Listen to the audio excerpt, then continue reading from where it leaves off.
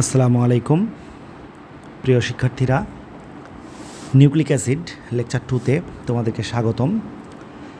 আজকে আমরা একদম বিস্তারিতভাবে নিউক্লিক অ্যাসিডের যে নাইট্রোজেন বেসগুলো ছিল, তোমরা জানো দুই ধরনের, পিউরিন এবং পাইরিমিডিন, এবং সেখানে ডিএনএ এবং আরএনএর জন্য মোট 5টি নাইট্রোজেন বেস ছিল: অ্যাডেনিন, গুয়ানিন, থাইমিন, সাইটোসিন এবং ইউরাসিল। তো সেগুলোর গঠনগুলো জানবো। আমরা নিউক্লিওসাইড গঠন করে দেখব এবং নিউক্লিওটাইড গঠন করে দেখব। এগুলোকে আমরা যত দ্রুত শেষ করতে পারবো, আমাদের ডিএনএ পার্টটা ততটাই সহজ হয়ে যাবে। তাহলে আমরা কথা না বাড়িয়ে শুরু করছি আমাদের পার্ট।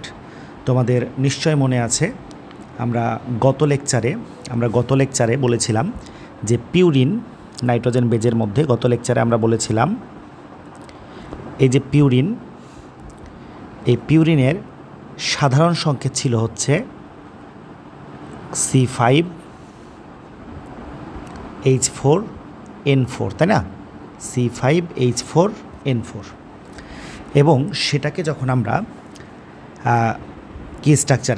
চাক্রিক স্ট্রাকচারে করেছিলাম, তখন বলেছিলাম যে পিউরিন যেহেতু 2 রিং গঠন বিশিষ্ট নাইট্রোজেন বেজ, তার মানে তার 2টা রিং লাগবে আমাদের। তখন আমরা এরকম 2টা রিং দিয়েই কাজটা করার চেষ্টা করেছিলাম। ঠিক আছে, একটা রিং, 2টা রিং। গত ক্লাসে আমরা এগুলো বুঝাই দিয়েছি তোমাদেরকে যে কেন 2 রিং, কেন 1 রিং, এবং রিংয়ের কোণা কয়টা হবে। তো সবাই জানো রিংয়ের কোণা কয়টা ছিল স্যার? 9টা। সেই জিনিসটা আবারও আমরা সাক্ষাৎ করতেছি তোমাদের সামনেই। চাইলে রেকর্ড করেও দিতে পারতাম, কিন্তু তোমাদের সামনে করাতে আশা করি ভালো হবে। তাহলে 1 নাম্বার কোণায় ছিল নাইট্রোজেন, 3 নাম্বার কোণায় ছিল নাইট্রোজেন, এখানে 7-এ ছিল নাইট্রোজেন এবং 9-এ ছিল নাইট্রোজেন। 4টা নাইট্রোজেন বসাই দিলাম।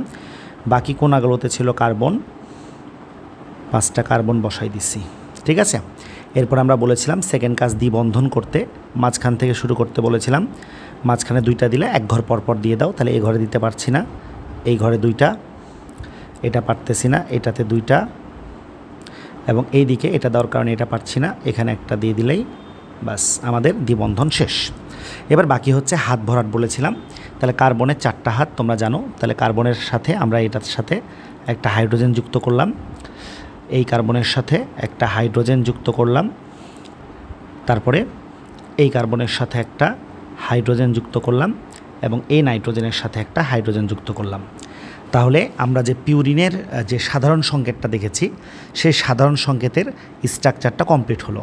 কিন্তু এখন তোমরা সবাই জানো যে পিউরিন কিন্তু 2টা। কী কী স্যার? তাহলে পিউরিন 2টা হচ্ছে, একটা হচ্ছে অ্যাডেনাইন, ADENINE, অ্যাডেনাইন, এবং আরেকটা হচ্ছে গুয়ানাইন। তাহলে অ্যাডেনাইন এবং গুয়ানাইন, GUA, গুয়ানাইন, NINE, গুয়ানাইন। তাহলে অ্যাডেনিন এবং গুয়ানিন, অ্যাডেনিন এবং গুয়ানিন। এখন দেখো, ওটা ছিল সাধারণ সংকেত, ভালো করে বুঝতে হবে। আর এখন আমরা শিখব হচ্ছে ডাইরেক্ট অ্যাডেনিনের সংকেত। এখন কিন্তু আমরা সাধারণ সংকেত শিখব না। কিসের সংকেত শিখব স্যার? সরাসরি আমরা অ্যাডেনিনের সংকেত শিখব।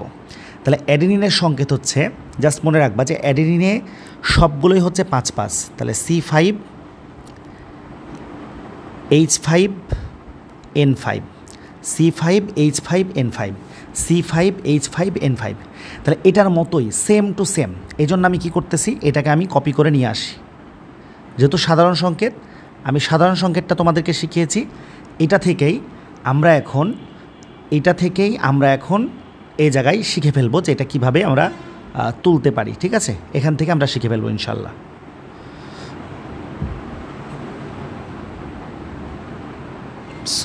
হ্যাঁ, আশা করি চলবে। ঠিক আছে, আমরা সেম জিনিসটা এখানে নিয়ে আসলাম। এবার দেখো, আমাদের আগের সংকেতে কী ছিল? আগের সংকেতে ছিল C5H4N4। তাহলে আমাদের আসলে বেড়েছে কি? আমাদের বেড়েছে হচ্ছে একটা হাইড্রোজেন এবং একটা নাইট্রোজেন। তাহলে আমাদের বেড়েছে একটা হাইড্রোজেন এবং একটা নাইট্রোজেন, একটা হাইড্রোজেন, একটা নাইট্রোজেন। আচ্ছা, তাহলে ধরো আমি যদি এখানে একটা নাইট্রোজেনকে অ্যাড করে দিই, সামনে এখানে একটা নাইট্রোজেনকে কী করলাম স্যার? অ্যাড করে দিলাম, হাইড্রোজেন 2টা দিয়ে দিলাম। হয়ে গেল কিনা বলো? একটা নাইট্রোজেনকে অ্যাড করলাম এবং হাইড্রোজেন 2টা দিয়ে দিলাম। বলো তো এবার হলো কিনা? হয়ে গেল, শেষ।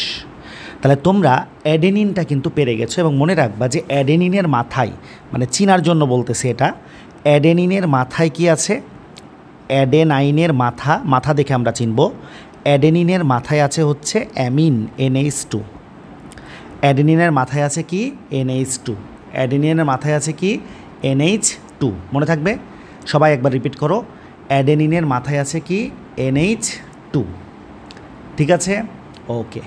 তাহলে আমরা অ্যাডেনিনটা তোমাদের সামনে বললাম। এখন আসো আমরা পরবর্তীতে যাই গুয়ানিন।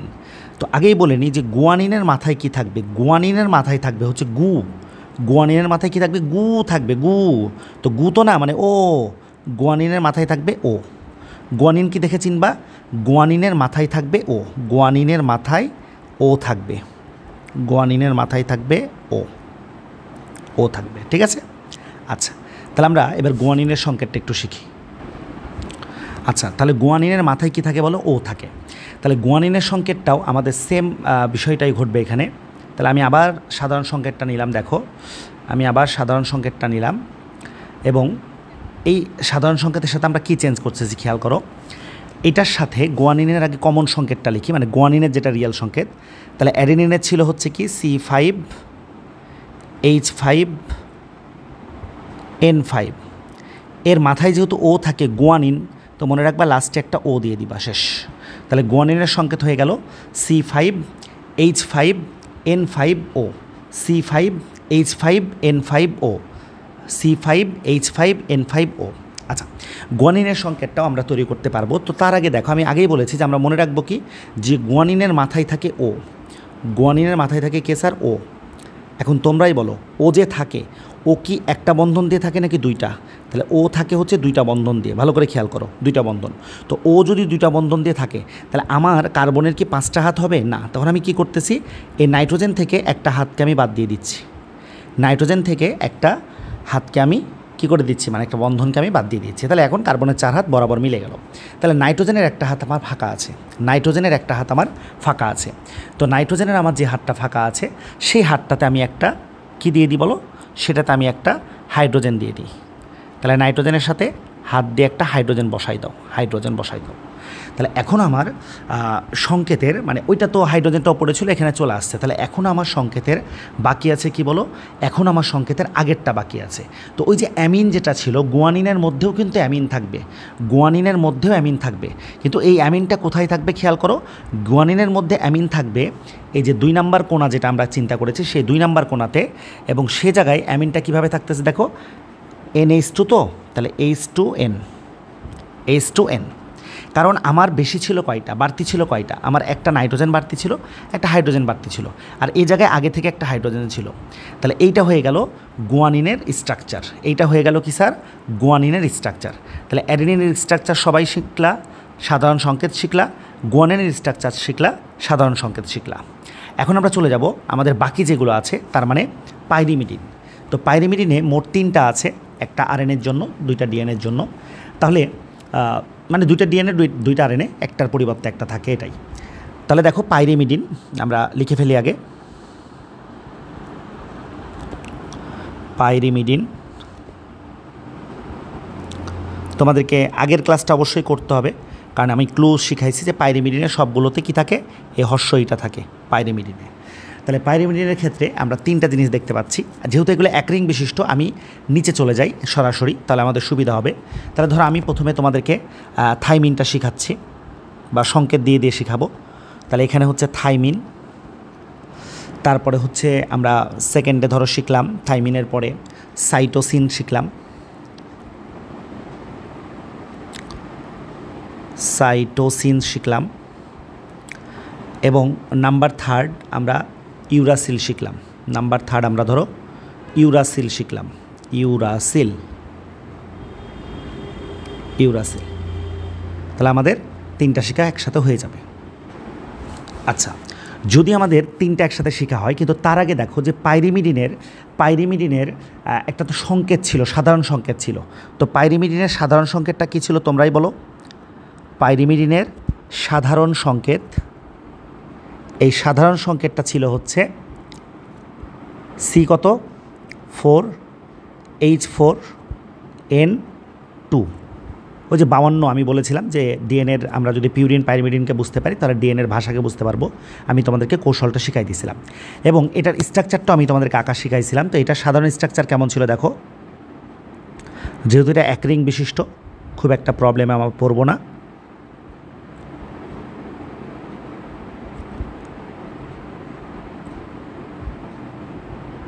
এক রিং বিশিষ্ট ছিল এটা, এবং এর সাথে যেটা ছিল সেটা হচ্ছে এই সংকেতটা আমরা পূরণ করেছিলাম। 1-এ 3-এ নাইট্রোজেন ছিল, বাকিগুলোতে কি ছিল স্যার? কার্বন ছিল। 1-এ 3-এ নাইট্রোজেন ছিল, বাকিগুলোতে কার্বন ছিল। তাহলে আমরা দিয়ে দিই 1 নম্বরে নাইট্রোজেন,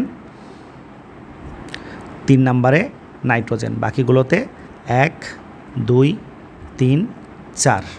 1, 2 গুলো একটু খেয়ালে রাখবা তোমরা, হ্যাঁ, প্রয়োজন আমি তোমাদের সহজ করে দিই। 1, 2, 3, 4, 5, 6, ঠিক আছে? ওকে, এখন আমরা দ্বিবন্ধন দিব। তাহলে দ্বিবন্ধনটা কীরকম?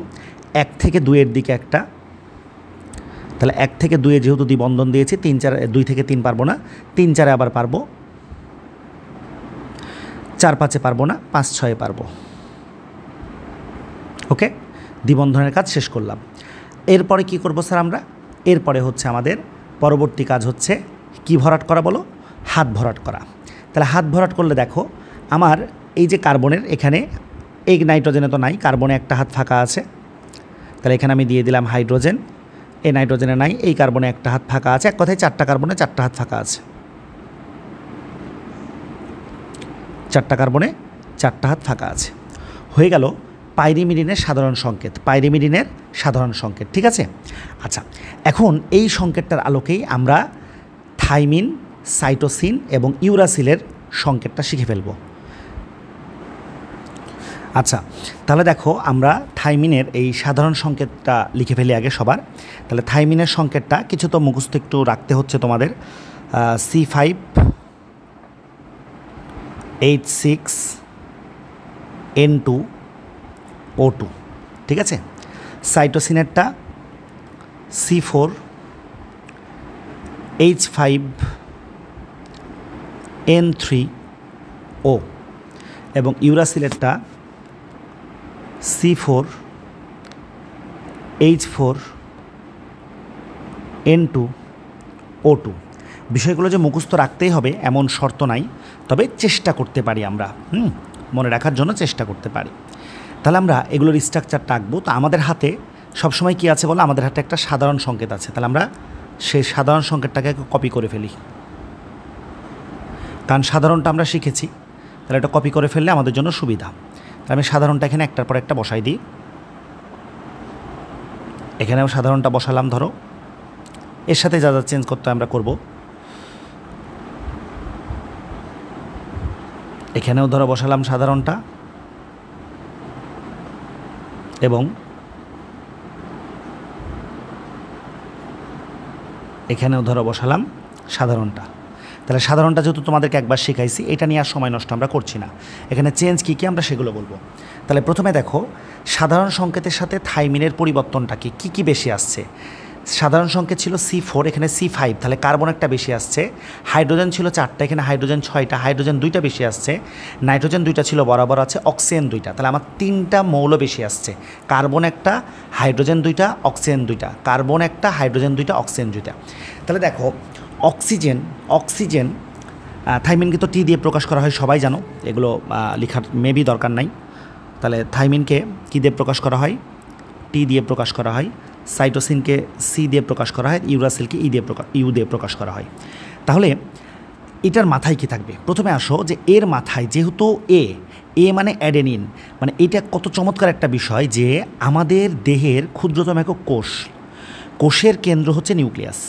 নিউক্লিয়াসের ভেতরে ক্রোমোজোম এবং তার মধ্যে ডিএনএ, তারাও যে একে অপরের সাথে বন্ধন তৈরি করতেছে, সেগুলো কিন্তু একই ধরনের যৌগ নয়। কিন্তু আমাদের উৎকৃষ্ট মস্তিষ্কের নিকৃষ্ট ব্যক্তিরা ছেলে বিয়ে করতেছে, মেয়ে বিয়ে করতেছে, কি জঘন্য একটা বিষয়। কিন্তু এখানে দেখো কখনো কিন্তু পিউরিনের সাথে বন্ধন করে না, পিউরিন পাইরিমিডিনের সাথে করতেছে। তাহলে দেখো যার মাথায় ও আছে মানে গু আছে, সে বন্ধন করবে কার সাথে? সে বন্ধন করবে NH2 অ্যামিনের সাথে। আর যার মাথায় NH2 আছে, অ্যামিন আছে, সে বন্ধন করবে ও এর সাথে। তাহলে এখানে দেখো অ্যাডেনিনের মাথায় কি আছে? NH2। তাহলে আমরা জানি যে নাইট্রোজেন বেজ হচ্ছে আমি গরু তুমি ছাগল, আমি গরু হচ্ছে কে পিউরিন, তুমি ছাগল হচ্ছে পাইরিমিডিন, মানে AG আর TC, কিন্তু বন্ধন হবে আমি তুমি গরু ছাগল, আমি তুমি AT এর সাথে। তাহলে এর মাথায় যেহেতু NH2 আছে, তাহলে অবশ্যই T এর মাথায় কি আসবে, T এর মাথায় আসবে হচ্ছে তোমার O। তাহলে আমরা এই কার্বন, এই যে এটা হাইড্রোজেনটা বাদ দিলাম, খেয়াল করিও তোমরা। তাহলে এটা আমরা বাদ দিয়ে আমরা এখানে কি দিচ্ছি দেখো, এখানে আমরা যেহেতু অক্সিজেন সবসময় কি বসবে, দুইটা বন্ধন দিয়ে বসবে, তাহলে আমরা এখানে দিয়ে দিচ্ছি এই অক্সিজেন। ওকে, আগে মাথার কাজটা পূরণ করলাম অক্সিজেন। তাহলে এখানে দুইটা বন্ধন দেওয়ার কারণে আবার আগের মতো অবস্থা তৈরি হচ্ছে, এখানে এখন 5টা বন্ধন হয়ে যাচ্ছে, কিন্তু কার্বনের বন্ধন 4টা। তাহলে নাইট্রোজেন থেকে একটা বন্ধন হটাই ফেলতেছি, এবং সেই নাইট্রোজেনের জায়গায় কি দিচ্ছি আমি দেখো, সেই নাইট্রোজেনের জায়গায় কিন্তু আমি দিয়ে দিচ্ছি ওই যে হাইড্রোজেন যেটা আমি হটালাম, হাইড্রোজেন দিয়ে দিলাম। ঠিক আছে স্যার, বাস এতটুকু আশা করি তোমাদের বোঝা হয়ে গেছে। এখন আরেকটা জায়গা আমার চেঞ্জ করতে হচ্ছে। কোন জায়গাটা স্যার? আমার অক্সিজেন কিন্তু 2টা বেড়েছে। অক্সিজেন কয়টা বেড়েছে? 2টা, কিন্তু আমি অক্সিজেন নিয়েছি মাত্র 1টা এখন পর্যন্ত। তাহলে আমি আরেকটা অক্সিজেন দিব এই জায়গায়। আরেকটা অক্সিজেন কোথায় দিব স্যার? এই জায়গায় দিব একটা অক্সিজেন, এই যে এই কার্বনের সাথে আরেকটা অক্সিজেন দিচ্ছি, কার্বনের সাথে আরেকটা অক্সিজেন দিচ্ছি। তো এই যে কার্বনের সাথে অক্সিজেনটা দিলাম, অক্সিজেন কি একটা বন্ধন দিয়ে যাবে না? অক্সিজেন কয়টা বন্ধন দিয়ে যাবে বলো? 2টা, ডাবল বন্ড।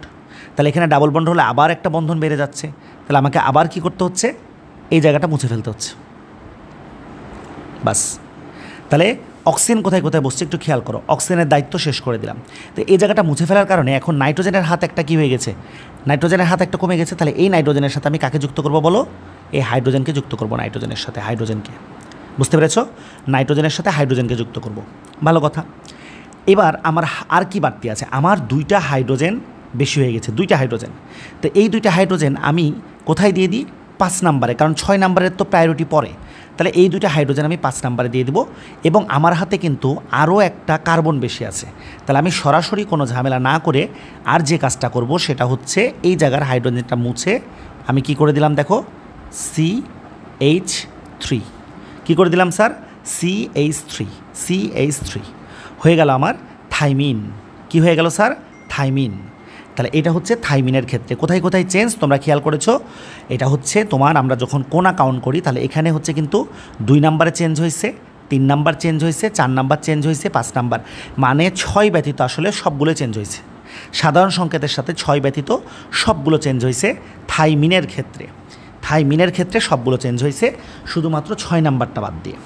এবার আসো সাইটোসিনটাকে আমরা দেখার চেষ্টা করি। সাইটোসিন বলো, সাইটোসিন গরু ছাগল, ছাগল যুক্ত হবে। তাহলে আগেই তোমাকে আমি ক্লু বলেছি। তাহলে এর মাথায় কি থাকবে এখন? এর মাথায় থাকবে হচ্ছে অ্যামিন, এর মাথায় থাকবে অ্যামিন। আগে আমি ওই কাজটা করে ফেলি যে এর মাথায় আমি অ্যামিনকে বুঝাই দিই, কারণ এ যুক্ত হবে জি এর সাথে গু, আর গুয়ের মাথায় আছে অক্সিজেন, ও আছে। তাহলে এ যুক্ত হবে কার সাথে? অ্যামিনের সাথে। তাহলে মাথা দেখে চিনবা, মাথায় কিন্তু আমি আগে অ্যামিন বসাই দিচ্ছি। তো মাথায় একটা হাত দিয়ে অ্যামিন বসাইছে, তাহলে এখানে আমার কোনো ঝামেলা নাই। এবার আমার সংকেতের মধ্যে চিন্তা করো যে কতটুকু পার্থক্য আছে সাধারণ সংকেতে। C4 ঠিক আছে, H4 ছিল H5 হয়ে গেছে, তাহলে একটা হাইড্রোজেন বেশি। নাইট্রোজেন কয়টা ছিল? 2টা, একটা নাইট্রোজেন বেশি, একটা অক্সিজেন বেশি। একটা হাইড্রোজেন, একটা নাইট্রোজেন, একটা অক্সিজেন বেশি। একটা হাইড্রোজেন, একটা নাইট্রোজেন, একটা অক্সিজেন বেশি। তাহলে আমরা সেগুলো এখন পূরণ করার চেষ্টা করব। তাহলে তুমি বলো অক্সিজেনটা কোথায় যাবে স্যার? অক্সিজেনটা ওই যে আগে আমরা যেখানে বসাইছি সেখানে চলে যাবে। তাহলে আমরা এই জিনিসটাকে বাদ দিয়ে দিচ্ছি, দেখো এটা বাদ দিয়ে দিলাম। তাহলে এই জায়গায় চলে যাবে হচ্ছে অক্সিজেন। তাহলে আমরা দিয়ে দিই অক্সিজেন এখানে, ডাবল বন্ড অক্সিজেন। তো সেম আগের মতো কথা, ডাবল বন্ড দেওয়ার কারণে কি হচ্ছে, এই কার্বনের একটা বন্ধন কমে যাচ্ছে, এবং এই যে নাইট্রোজেন যেটা আছে সেই নাইট্রোজেনের সাথে একটা বন্ধন দিয়ে ওখানকার যে হাইড্রোজেন ছিল সে বসে গেল। তাহলে কিন্তু আমি অক্সিজেনের ঘাটতিটা পূরণ করে দিয়েছি। এবার আমার হাতে বাড়তি আছে কি? একটা নাইট্রোজেন বাড়তি আছে, এবং একটা কি বাড়তি আছে বলো? একটা আমার কাছে বাড়তি আছে হচ্ছে ওপরতে বসাই দিছে, আমার কাছে আর কিচ্ছু বাড়তি নাই।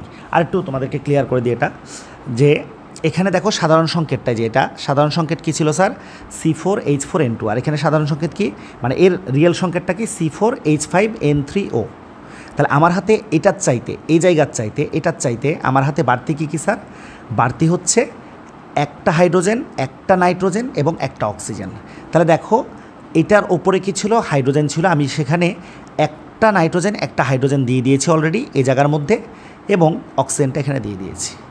তাহলে আমার সাইটোসিনের সংকেতটা আঁকা আরও সহজ হয়ে গেছে। লাস্ট হচ্ছে ইউরাসিল। ইউরাসিলের সংকেতটা দেখো, H4N2O2। তাহলে আমার শুধুমাত্র এখানে বাড়তি কি, শুধুমাত্র বাড়তি হচ্ছে দুইটা অক্সিজেন, শুধুমাত্র বাড়তি হচ্ছে দুইটা অক্সিজেন। তাহলে তুমি আগে থেকে জানো যে ইউরাসিলও কার সাথে যুক্ত হবে, ইউরাসিলও যুক্ত হবে হচ্ছে টি এর পরিবর্তে, কার পরিবর্তে স্যার, টি এর পরিবর্তে ইউ যুক্ত হবে, টি এর পরিবর্তে ইউ যুক্ত হবে, ধরু টি এর পরিবর্তে কি যুক্ত হবে স্যার, ইউ যুক্ত হবে। তাহলে যেহেতু টি এর মাথার উপরে কি ছিল, ও ছিল, গু ছিল, এ যেহেতু এ এর সাথে যুক্ত হবে, তাহলে এও দুইটা বন্ধন দিয়ে কি তৈরি করবে স্যার, ও তৈরি করবে। আমার দুইটা অক্সিজেন বাড়তি ছিল, একটা অক্সিজেন কিন্তু আমি নিয়ে ফেলেছি। ঠিক আগের মতো অবস্থা হবে আবারও, এখানে বন্ধন একটা কমে যাবে এবং নাইট্রোজেনের সাথে একটা হাত দিয়ে, নাইট্রোজেনের সাথে একটা হাত দিয়ে কে বসবে স্যার বলেন, নাইট্রোজেনের সাথে একটা হাত দিয়ে হাইড্রোজেনে বসবে। ওকে, আচ্ছা এবার আমার কাছে আর কি আছে, আমার কাছে আর একটা অক্সিজেন আছে। তাহলে সে অক্সিজেনটা আমরা কোথায় বসাবো, সে অক্সিজেনটা আমরা বসাবো এইখানে, এই হাইড্রোজেনকে দিয়ে দেবো। তাহলে এই অক্সিজেনটা আমরা এখানে বসাবো। বুঝতেই পারছো অক্সিজেন বসালে আমার কি হবে, ডাবল বন্ড হয়ে যাবে। তাহলে ডাবল বন্ড হলে আবার আগের রুলস, এখান থেকে দুইটা বন্ডের একটা কেটে দিবা, ঠিক আছে, এবং নাইট্রোজেনের তখন এক হাত ফাঁকা হলো এবং নাইট্রোজেনের এক হাতে আমি সেই হাইড্রোজেন যেটা কার্বনের সাথে ছিল 2 নম্বরে কোনায় সেটা বসাই দিলাম, হয়ে গেল ইউরাসিলের সংকেত। তোমরা এই জিনিসটা একটু রিপিট করে দেখবা, নিজেদের বই থেকে মিলিয়ে দেখবা, তাহলে আমার মনে হয় তোমাদের জন্য এই পড়াটা কোনো অংশে কঠিন মনে হবে না। আমার কিন্তু 20 মিনিট সময় লেগে গেল শুধু সংকেতগুলো বুঝাইতে। আমি চাইলেই নিজে নিজে একে বা আগে থেকে একে রেখে 2 মিনিটের মধ্যে এটা করতে পারতাম, কিন্তু তার ফলে তোমাদের যাদের বুঝতে অসুবিধা হয় বা যারা আঁকতে পারো না তাদের জন্য প্রবলেম হইতো। তাহলে আমরা এটা এঁকে ফেললাম। তাহলে আমরা কি কি শিখেছি, আমরা শিখেছি হচ্ছে তোমার pentose sugar, deoxy ribose sugar এগুলো আমরা শিখেছি। আমরা শিখলাম হচ্ছে অ্যাডেনিন, গুয়ানিন, থাইমিন, সাইটোসিল, ইউরাসিল, এগুলো সংকেতগুলো শিখে গেছি। আমার ডিএনএ বা আরএনএ গঠিত হতে আরও একটা উপাদান দরকার হয়, যেই উপাদানটার নাম, তাহলে আমরা চলে যাচ্ছি পরবর্তী পয়েন্টে। আমার আরও একটা উপাদান লাগতেছে, যে উপাদানটার নাম হচ্ছে ফসফরিক অ্যাসিড বা ফসফেট। তাহলে এখন আমরা শিখব হচ্ছে ফসফরিক অ্যাসিড।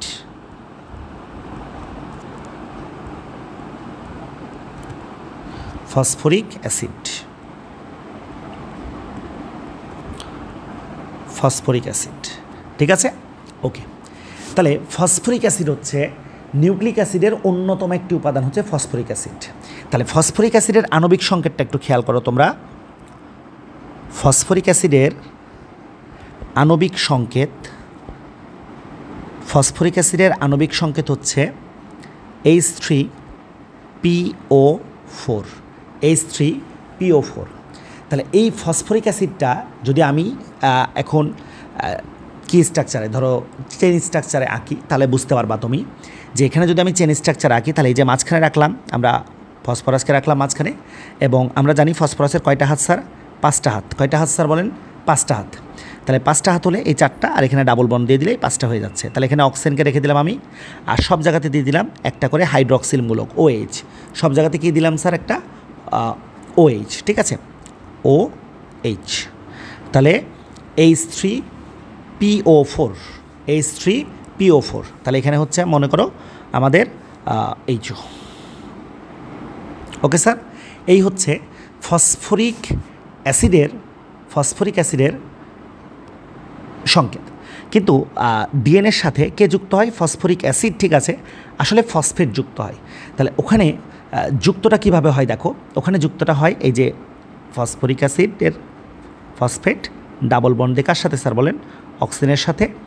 ওপরে তার যে OH-টা ছিল সেখান থেকে O একটা ঋণাত্মক, নিচে যে OH-টা ছিল সেটাও O, শুধুমাত্র এ পাশের OH-টা থাকতেছে, এ পাশের OH-টা থাকতেছে। তাহলে এটা হচ্ছে তোমার ফসফেট, তাহলে মূলত ফসফেট। তাহলে মনে রাখবা যে ফসফরিক অ্যাসিডের মধ্যে কি আছে, ফসফরিক অ্যাসিডে 3টি একযোজি হাইড্রক্সিল গ্রুপ। তাহলে এতে কি আছে দেখো, এতে তিনটি একযোজি, এতে 3টি একযোজি হাইড্রক্সিল গ্রুপ। OH মানে হাইড্রক্সিল, সবাই জানো, হাইড্রক্সিল গ্রুপ।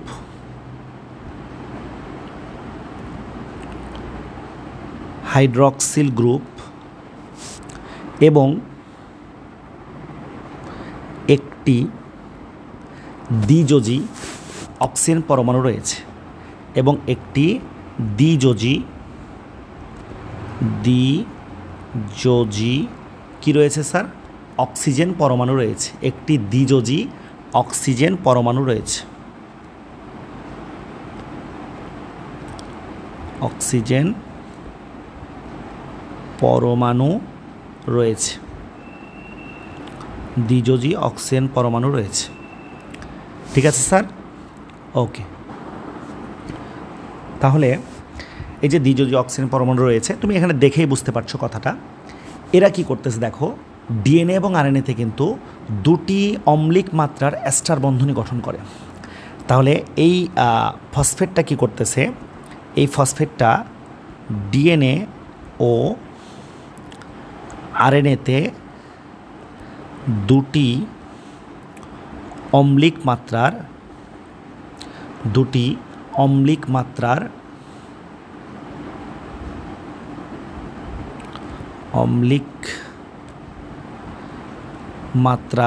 বা অম্লীয় মাত্রার বলা যায়, তো অম্লিক মাত্রার কি করতেছে স্যার? এস্টার বন্ধনী গঠন করতেছে।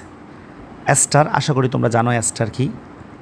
এস্টার বন্ধনী গঠন করতেছে। এস্টার জানো না এমন কেউ আছো কি না শিওর না আমি। এস্টার বন্ধনী গঠন করছে, না জানলে হয়তো আমি একটু ব্যাখ্যা করতে পারি। গঠন করে। আচ্ছা, অম্লিক বানানটা ভুল করছি, ঠিক করে ফেলি।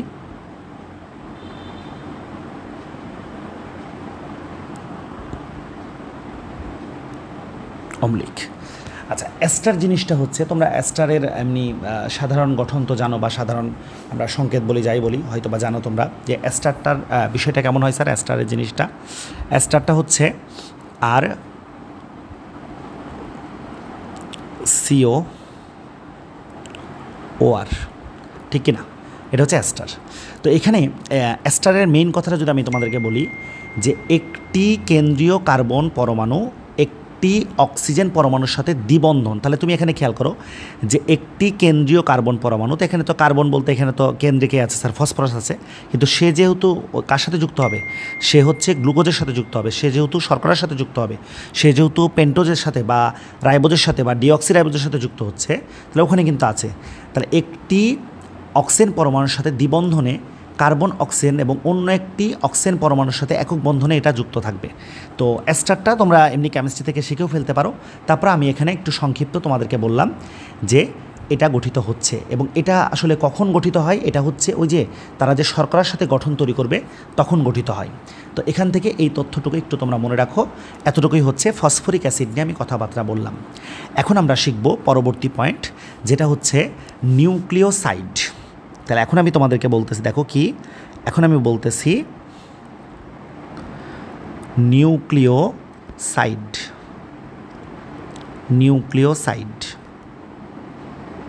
আচ্ছা, নিউক্লিওসাইড।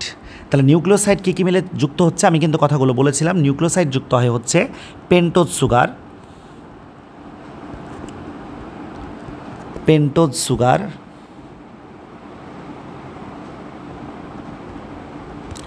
একটু ঠিক করে বানানটা লিখি,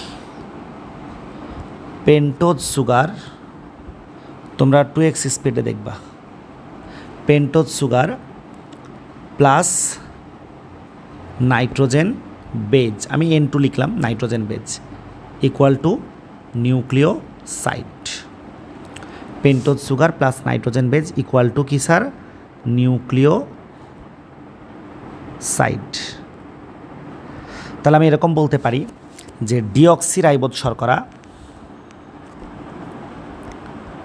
deoxy ribose sugar plus nitrogen base equal to deoxyribonucleotide, ঠিক আছে। আরও একটা জিনিস আমি বলতে পারি, কি বলতে পারি বলো, সেটা হচ্ছে রাইবোজ সুগার, এই যে ribose sugar plus nitrogen base equal to ribonucleoside. তাহলে নিউক্লিক অ্যাসিডের জন্য নিউক্লিওসাইড দরকার, ডিএনএর জন্য ডিঅক্সি রাইবো নিউক্লিওসাইড দরকার এবং আরএনএর জন্য রাইবো নিউক্লিওসাইড দরকার, রাইবো নিউক্লিওসাইড দরকার, সাইড দরকার। তাহলে যদি সংজ্ঞা বলতে পারে নিউক্লিওসাইড কাকে বলে? এক অণু পেন্টোজ সুগার এবং এক অণু নাইট্রোজেন বেস যুক্ত হয়ে যে যৌগ গঠিত হয়। এক অণু পেন্টোজ সুগার এবং এক অণু নাইট্রোজেন বেস যুক্ত হয়ে যে যৌগ গঠিত হয় তাকে নিউক্লিওসাইড বলে। তো এখানে একটা কি হয়, পিউরিন অথবা পাইরিমিডিন যে কোনোটা যুক্ত হতে পারে। নাইট্রোজেন বেস পিউরিনও যুক্ত হতে পারে, পাইরিমিডিনও যুক্ত হতে পারে। যদি পিউরিন যুক্ত হয় তাহলে তাকে আমরা বলবো পিউরিন নিউক্লিওসাইড, আর যদি পাইরিমিডিন যুক্ত হয় তাকে আমরা বলবো পাইরিমিডিন নিউক্লিওসাইড। ঠিক আছে, যদি পিউরিন যুক্ত হয় পিউরিন নিউক্লিওসাইড, যদি পাইরিমিডিন যুক্ত হয় তাহলে কী হবে, পাইরিমিডিন নিউক্লিওসাইড। তাহলে আমরা একটু যুক্ত করে দেখাই। তাহলে পেন্টোজ সুগার তার মানে এখানে যুক্ত হচ্ছে কে কে আমি বলি, ধরো আমি দুইটা দিয়ে দেখাই। তাহলে ধরো C5H10O5, তাহলে এটা পেন্টোজ সুগার বা রাইবোজ সুগার, সেম সংকেত। এর সাথে এখন ধরো আমি অ্যাডেনিনকে যুক্ত করতেছি। তাহলে অ্যাডেনিনের সংকেতটা আমরা কী পড়েছিলাম স্যার? C5H5N5, এটা ছিল না? C5H5N5। তাহলে এই হচ্ছে অ্যাডেনিন। তাহলে অ্যাডেনিনকে যদি আমি যুক্ত করি তাহলে এটা হচ্ছে কি রাইবোজ প্লাস অ্যাডেনিন বা পেন্টোজ প্লাস অ্যাডেনিন। তাহলে রাইবোজ প্লাস অ্যাডেনিন, তাহলে রাইবোজ অ্যাডেনিনের সাথে কখন যুক্ত হবে? আরএনএর গঠনের সময়, তাহলে আরএনএর গঠনের সময় এটা কিভাবে যুক্ত হচ্ছে দেখো। রাইবোজটা কই স্যার? রাইবোজটা এই গঠনটা কিভাবে থাকে ওখানে শেখাইছি তোমাদেরকে।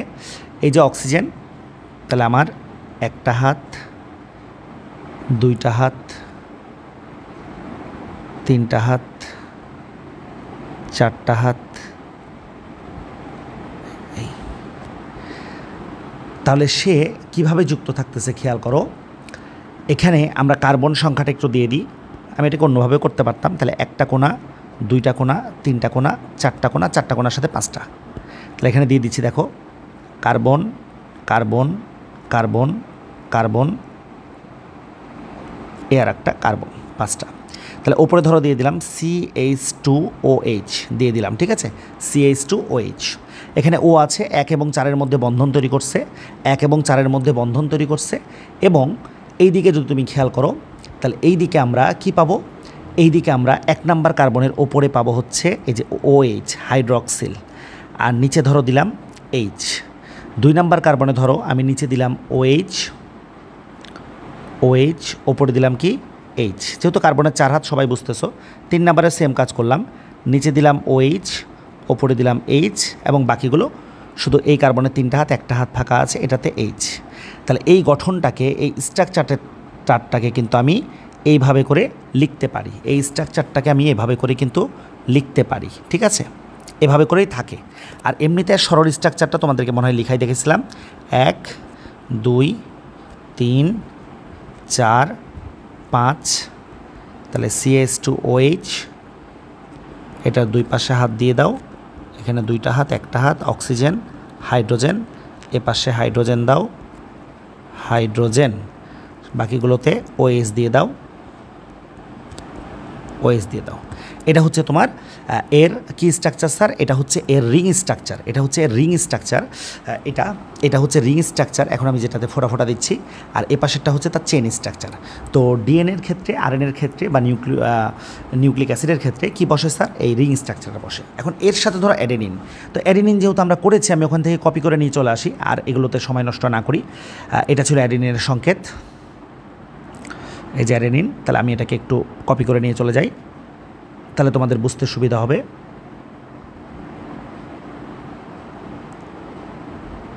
কপি করলাম। তাহলে এটা এখন যে কার সাথে যুক্ত হবে স্যার? এই যে এর সাথে যে যুক্ত হবে। হ্যাঁ, আমি এর পাশে বসাই দিচ্ছি, একটু বড় হয়ে গেছে, যাই হোক। তাহলে এর সাথে যে যুক্ত হবে, এখন স্যার যুক্তটা কেমন হবে? যুক্তটা হবে হচ্ছে তোমার, যুক্ত কিভাবে হবে আমি দেখাচ্ছি। এই যে OH-টা আছে, এই যে এখানে OH-টা আছে 1 নাম্বার কার্বনে, তাহলে এর হাইড্রক্সিল মূলকটা যে এর এই যে 9 নাম্বার প্রান্ত যেটা আছে তার হাইড্রোজেনের সাথে যে বন্ধন তৈরি করবে, এখানকার হাইড্রোজেনের সাথে যে বন্ধন তৈরি করবে, এবং এই বন্ধনের ফলে এখানে কি উৎপন্ন হবে? এই বন্ধনের ফলে এখানে কিন্তু এক অণু পানি উৎপন্ন হবে। এবং এই বন্ধনটার নাম কি হলো স্যার? এই বন্ধনটার নাম হচ্ছে গ্লাইকোসাইডিক বন্ধন। এই বন্ধনটার নাম হচ্ছে গ্লাইকোসাইডিক বন্ধন। গ্লাইকোসাইডিক বন্ধন। তাহলে 5 কার্বনযুক্ত শর্করার সাথে নাইট্রোজেন বেজ গ্লাইকোসাইডিক বন্ধনের মাধ্যমে যুক্ত হয়ে যে যৌগ গঠন করে তাকেই বলা হয় নিউক্লিওসাইড। তাকে কি বলা হয় স্যার? Nucleoside, SIDE, nucleoside. তাহলে এখানে বন্ধনটা কত হয়েছে বলো? বন্ধনটা হয়েছে 1 নাম্বার কার্বনের সাথে 9 নাম্বার কোণার। 9 নাম্বার তো কার্বন না, ওখানে হাইড্রোজেন আছে, নাইট্রোজেন আছে। তাহলে 1 নাম্বারের সাথে 9 নাম্বারের, 1 নাম্বারের সাথে 9 নাম্বারের কাজে এটাকে আমরা বলতে পারি 1,9 গ্লাইকোসাইডিক বন্ধন। 1,9 গ্লাইকোসাইডিক বন্ধন। তাহলে এটা শর্করার 1 নাম্বারের সাথে নাইট্রোজেন বেজের 9 নাম্বার। তাহলে 1,9 গ্লাইকোসাইডিক বন্ধন।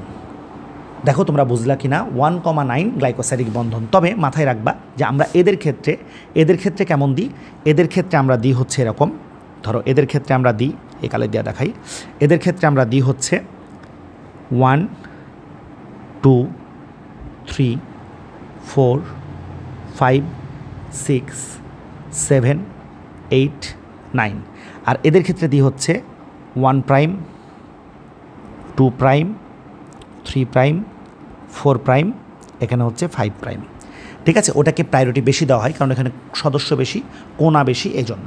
তাহলে এগুলোকে কিন্তু আমরা প্রাইম দিয়ে করি আর ওটাকে হচ্ছে কোণা এমনি করি। তাহলে এই হচ্ছে এখানকার অবস্থা। ইনশাল্লাহ তোমরা বুঝতে পারছো যে এখানে 1 নাম্বার কার্বন পিউরিনের 9 নাম্বার স্থানের, কিংবা পাইরিমিডিন যদি হয়, পাইরিমিডিন দিয়ে আমি দেখাচ্ছি, তার কোনো একটা স্থানের সাথে নাইট্রোজেন বেস দিয়ে যুক্ত হবে। তাহলে আবার আমরা পরেরটাতে চলে যাই। তাহলে পরেরটাতে চলে গেলে এখন তো আশা করি তোমাদেরকে আর ওইভাবে কষ্ট দিতে হবে না। তাহলে এখানে ধরো পরেরটাতে যদি আমরা চলে যাই,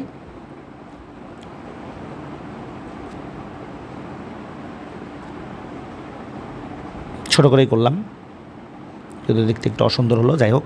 তাহলে এখানে সেম, এর সাথে হাত দিয়ে ধরো দিয়ে দিলাম CH2OH। এখন আমি কার্বন ছাড়া বাকিগুলো দেখাচ্ছি তোমাদেরকে। তাহলে এখানে ছিল OH, নিচে H, নিচে OH, ওপরে H, ওপরে H, নিচে OH, এপাশের নিচে H। তাহলে ওই কোণাগুলোতে কার্বন না বসাই সেম কাজটা আমি করে দিলাম। এখন এর সাথে এসে কে যুক্ত হবে? দেখো এর সাথে এসে বন্ধন তৈরি করবে। যে এবার ধরো আমি একটা পাইরিমিডিন দিয়ে দেখাই, তাহলে পাইরিমিডিন আমি যে কোনো একটা দিয়ে দেখাই, মনে করো আমি থাইমিন দিয়ে দেখালাম সাপোজ। তাহলে এর সাথে যদি আমি থাইমিন দিয়ে দেখাই, এর সাথে যদি আমি থাইমিন দিয়ে দেখাই, তাহলে দেখো কেমন হচ্ছে। এই যে আমি নিয়ে আসলাম, কারণ কি এগুলো আবার আঁকবো, আবার তোমাদের ঝামেলা হবে, কি দরকার। তাহলে এর সাথে যদি এর হয় তাহলে কি হচ্ছে, এই যে এখানে বন্ধনটা কেমন হচ্ছে খেয়াল করো।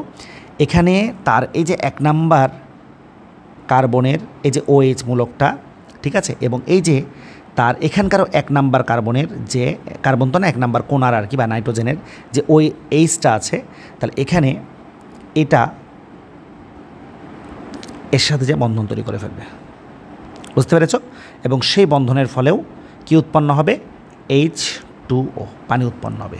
তখন এটা কি হচ্ছে যে নিউক্লিওসাইড গঠনের ক্ষেত্রে পেন্টোজ সুগারের 1 প্রাইম বলতে পারো, 1 প্রাইম কার্বন পিউরিনের 9 নং স্থানের কিংবা পাইরিমিডিনের যদি হয় তাহলে 1 নং স্থানের, তাহলে পিউরিনের ক্ষেত্রে 9 নং, এর ক্ষেত্রে 1 নং। তাহলে এটাকে আমরা কি বলতে পারি?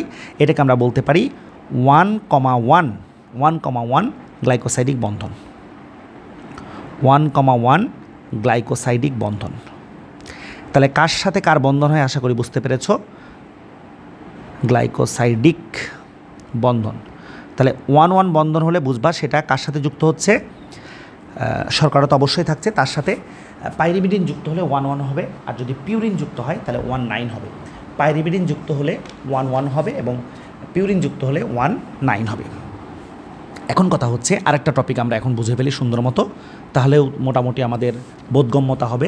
সেটা হচ্ছে নিউক্লিওটাইড। এবার আমরা বুঝবো নিউক্লিওটাইড। নিউক্লিওসাইড বুঝে ফেলেছ, এখন হচ্ছে নিউক্লিওটাইড।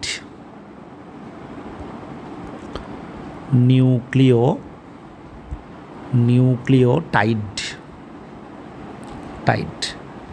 তাহলে আগে বোঝাই, দেখো যে নিউক্লিওটাইডটা কীভাবে গঠিত হচ্ছে। কোনো নিউক্লিওসাইডের সাথে, তাহলে নিউক্লিওটাইড কি, যে কোনো নিউক্লিওসাইড কোনো নিউক্লিওসাইড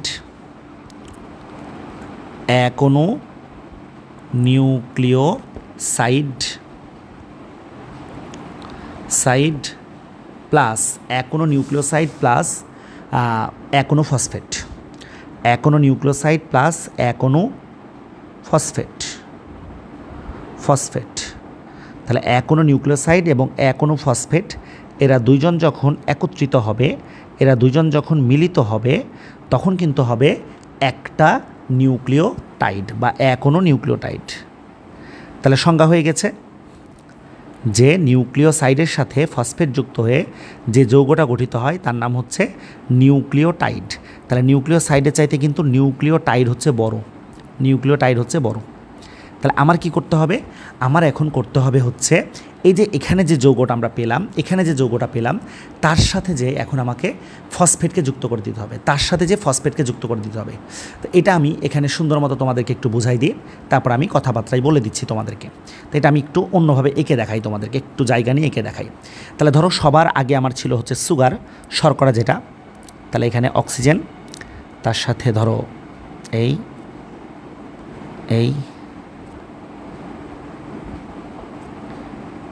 এখান থেকে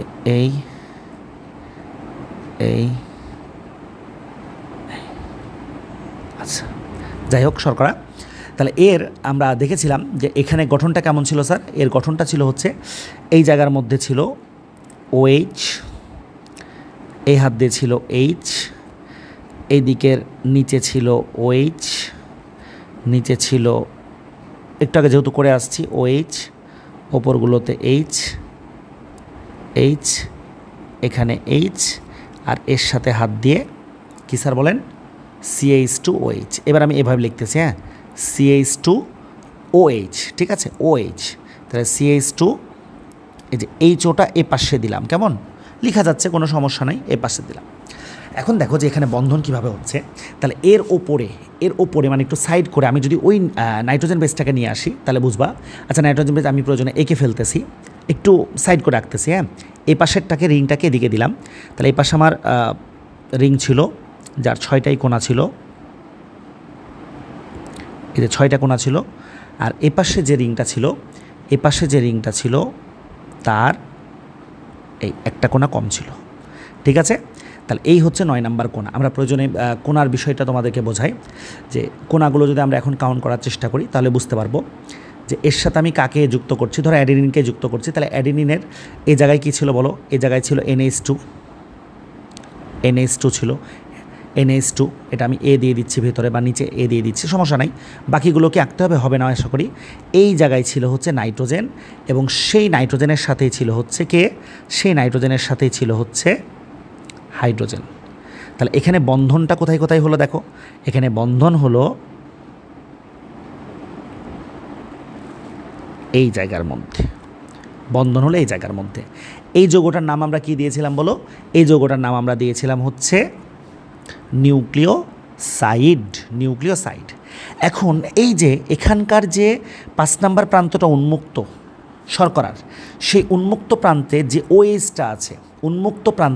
OH-টা আছে, এবার তার সাথে যে বন্ধন তৈরি করবে কিভাবে দেখো, তার সাথে এবার এই যে ফসফেট আমি নিয়ে আসি ওখান থেকে, এগুলো কিন্তু খুব আমি চেষ্টা করছি তোমাদেরকে ডিটেলস বলার, তারপরে যদি তোমাদের কষ্ট হয় আবার বলবা, আমাকে রিপিট করবা।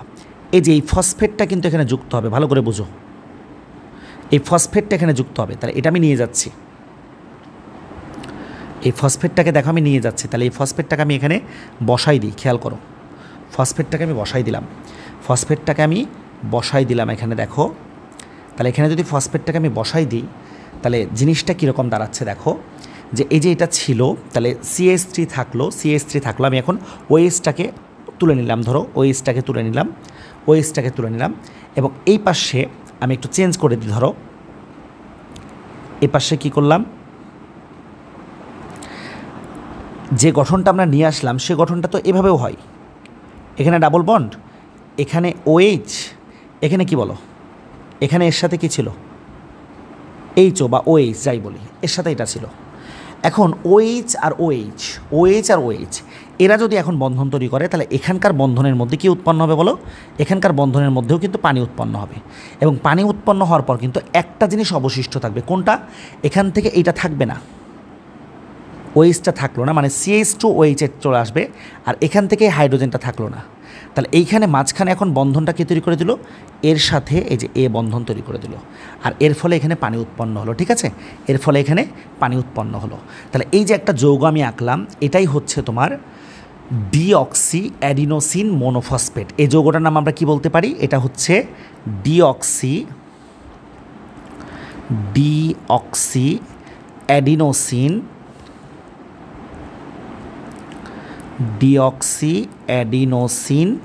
মোনোফসফেট। অ্যাডিনোসিন মোনোফসফেট, যেহেতু একটা ফসফেট যুক্ত হয়েছে। এখন যদি দুইটা ফসফেট যুক্ত হয় ডাইফসফেট, যদি তিনটা ফসফেট যুক্ত হয় ট্রাইফসফেট।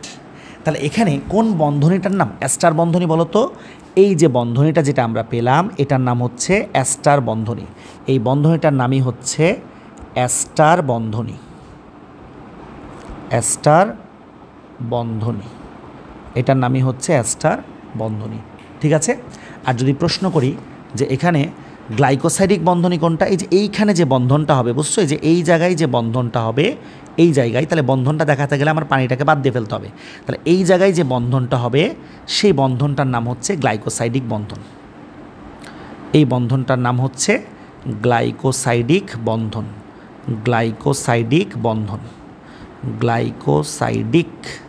বন্ধন। ওকে, গ্লাইকোসাইডিক বন্ধন। তাহলে এই হচ্ছে একদম কমপ্লিট নিউক্লিক অ্যাসিডের আমি গঠনটা বলে ফেললাম। আমরা এবার ডিএনএ কীভাবে গঠিত হয় সেটা আগামী লেকচারে তোমাদের সামনে উপস্থাপন করা হবে। ততক্ষণ সবাই ভালো থাকো। আল্লাহ হাফেজ। আসসালামু আলাইকুম ওয়া রাহমাতুল্লাহ।